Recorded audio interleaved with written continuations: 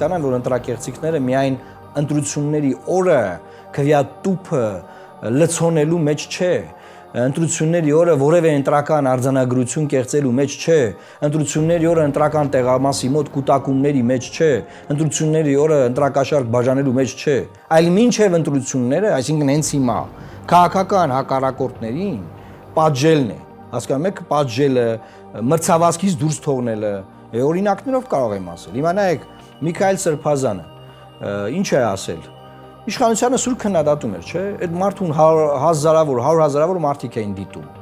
Ինչ անեն, որ նրա խոսքը չազդի ընտրությունների վրա։ Կալանավորել եւ կալանավորել են։ Հետո դատել են։ Հետո դատել 2 տարի, որ ընտրություններն էլ ասի դեռ մարդը բանտում լինի։ Հաջորդը Սամվել Կարապետյանը որոշակի ազդեցություն ունեցող, հա, կարծիք ունեցող մարդը, չէ, ասում է մի արեք, մի հարցակվեք եկեղեցու վրա եւ այլն եւ այլն։ Ինչ են անում։ Կալանավորել, նորից բանը, արդեն քանի ամիս է կալանքը գնում է, քննությունը գնում, դատ չկա, բան չկա, ապօրինություն է սա։ Մյուսը Վարդան Ղուկասյանը, որ էլի մեծ ազդեցություն ուներ հանրային խոսքում, հանրային դաշտում, բոլորը նստած նայում էին 100,000-ավոր դիտումներով։ Ինչ անել, դիմել ամերիկյան կառավարությանը, հաղորդումներ ուղարկել, 17 հատ քրեական գործ հարուցել, որում Երևան քաղաքի ընտրություններից հետո են արել։ Մինչև Երևան քաղաքի ընտրությունները Վարդան Ղուկասյանի նկատմամբ բան չէին հարուցում, ոչինչ չէին անում։